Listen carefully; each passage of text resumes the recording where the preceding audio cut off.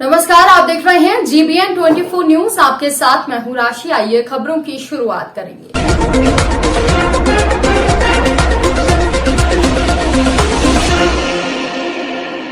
देवरिया जनपद के पथरदीवा विधानसभा का चुनावी दंगल जैसे जैसे नजदीक आ रहा है, चुनाव काफी दिलचस्प होता जा रहा है। इस विधानसभा के सभी प्रत्याशी एक दूसरे को पटखनी देने की बात कर अपनी जीत की ताल ठोक रहे हैं। यहाँ पर त्रिकोणीय लड़ाई चल रही है। वहीं बसपा प्रत्याशी परवेज आलम अपनी जीत पक्की मानकर चौमुखी विकास और चीनी मिल पुनः शुरू करने के पश्चात सपा के मुखिया अखिलेश यादव पर दगा देने की बात उन्होंने कह डाली और जनता से भारी मतों से जीत दिलाने की उन्होंने अपील की है। बहुजन समाज पार्टी से आप चुनाव मैदान में हैं, पथरदीवा सीट से किस मुद्दों को लेकर के आप चुनाव मैदान में उतरे हैं? देखिए, बहुजन समाज पार्टी से मैं उम्मीदवार हूँ और मेरा मुद्दा यहाँ पे विकास और बेरोजगारी। आपको अच्छी तरह से याद होगा 2012 से और 2017 के बीच में हमारे पिताजी स्वर्गीय शाकिर अली साहब इस क्षेत्र के प्रथम विधायक बने थे और विधायक रहते हुए इस क्षेत्र का ऐतिहासिक विकास उन्होंने किया। चाहे वो सिंचाई के क्षेत्र में हो, चाहे बिजली के क्षेत्र में हो, चाहे सड़क के क्षेत्र में हो, चाहे अस्पताल बनवाने की बात हो, चाहे विद्यालय बनवाने की बात हो, और चाहे बेरोजगारी का सवाल हो। इस पे हम लोगों ने बहुत बढ़ चढ़ करके काम किया था और इस चीज़ को पथरदीवा की जनता बखूबी इसको महसूस करती है, जानती है। और आज जो ये महाभारत का युद्ध छिड़ा है, इसमें हमारा जो काम रहा है 2012 से 2017 के बीच में जो हमने पथरदीवा को विकास के क्षेत्र में ऊंचाइयों तक हम लोग ले गए हैं, आज हमारा काम ही बोल रहा है। और स्वर्गीय शाकिर अली साहब का हम सबका काम जो है आज भारतीय जनता पार्टी को चुनाव करा। कृषि मंत्री सुप्रताप शाही एक तरफ अखाड़े में है, वहीं पूर्व मंत्री ब्रह्म शंकर भी हैं और आपके पिता ने प्रदेश अध्यक्ष सुप्रताप शाही को हराया भी था पिछले चुनाव में। आप कैसे पार पाएंगे ऐसे दिग्गजों से? देखिए, आपने बहुत अच्छा सवाल किया कि भारतीय जनता पार्टी के प्रदेश अध्यक्ष को हमारे पिताजी ने चुनाव हराया था और उसकी सजा भी समाजवादी पार्टी ने दिया मुझको। समाजवादी पार्टी की सरकार बनी थी लेकिन उनको कैबिनेट का मंत्री नहीं बनाया गया और 5 साल अपमानित कर करके पार्टी में उनको रहना पड़ा। और जहाँ तक सवाल भारतीय जनता पार्टी और समाजवादी पार्टी के उम्मीदवार का है, तो ये दोनों लोग लड़ाई से बाहर है। जनता ने इन्हें खारिज कर दिया है। नाम बड़े और दर्शन छोटे। नाम बड़े हो सकते हैं इन लोगों के, लेकिन काम इनके पास नहीं है बताने को। जनता के लिए इन्होंने संघर्ष नहीं किया। और जहां तक भारतीय जनता पार्टी के प्रत्याशी सुप्रताप शाही जी का सवाल है, तो इस 5 साल में तो उन्होंने क्षेत्र को कुछ भी नहीं दिया। जिस रफ्तार से पथरदीवा स्वर्गीय शाकिर अली जी के ज़माने में आगे बढ़ रहा था, उसी रफ्तार से सुप्रताप शाही जी के कार्यकाल में बहुत पीछे चला गया। कम से कम 15 साल विधानसभा हमारा पीछे चला गया। न सड़क बन पाई, न बिजली लग पाई, न अस्पताल बन पाया और न कोई उद्योग सुप्रताप शाही जी ने लगवा पाया।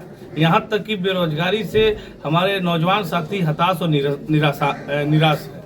और रही बात विकास की, तो सुप्रताप शाही जी ने तो कुछ विकास नहीं किया, लेकिन एक हम लोगों को भरोसा था कि जिस विभाग के वो मंत्री हैं, कृषि मंत्री हैं, इनकी भारतीय जनता पार्टी की सरकार जो कृषि बिल लाई थी किसानों को मजबूत और खुशहाल करने के लिए, वो किसानों के आंदोलन के आगे भारतीय जनता पार्टी को झुकना पड़ा और किसान बिल को वापस करना पड़ा।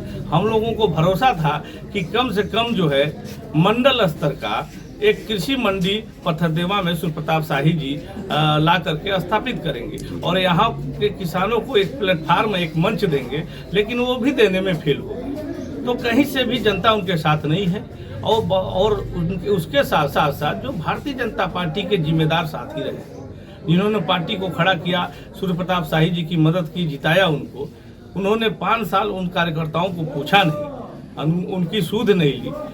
और उसका एक कारण रहा है कि आज वो कार्यकर्ता और साथी उनको छोड़ करके मेरे साथ खड़े हैं, इसलिए ये दोनों लोग लड़ाई से बाहर हैं। और जहाँ तक ब्रह्माशंकर त्रिपाठी जी की बात है, तो 10 साल हो गया पथरदीवा बने।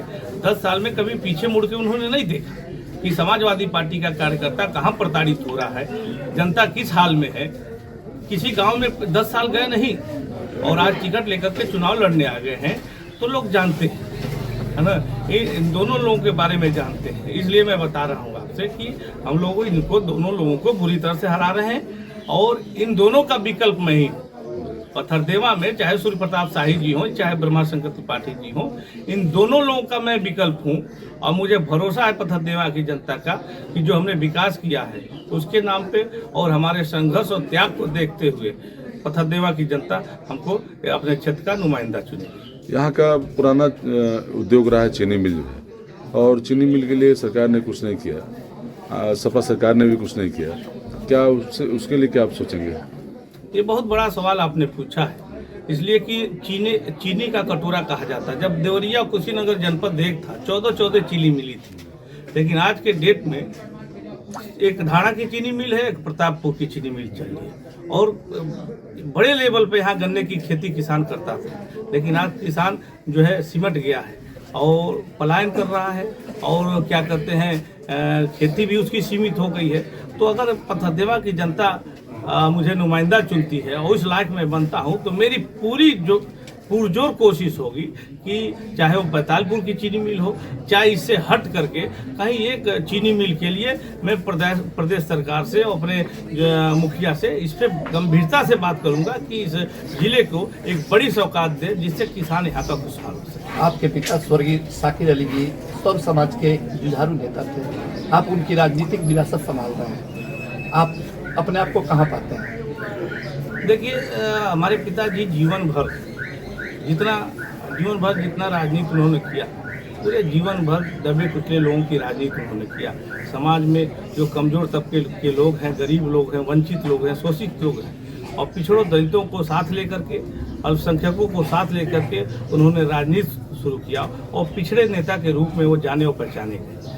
तो उनकी विरासत को मैं आगे ले जा रहा हूँ, और जिस तरह की उनकी विचारधारा थी, सोच थी, जिस पैटर्न पे मेरे पिताजी काम करते थे, उसी में पैटर्न पे मैं काम करता हूँ, उसी पैटर्न पे जीवन भर काम करता हूँ।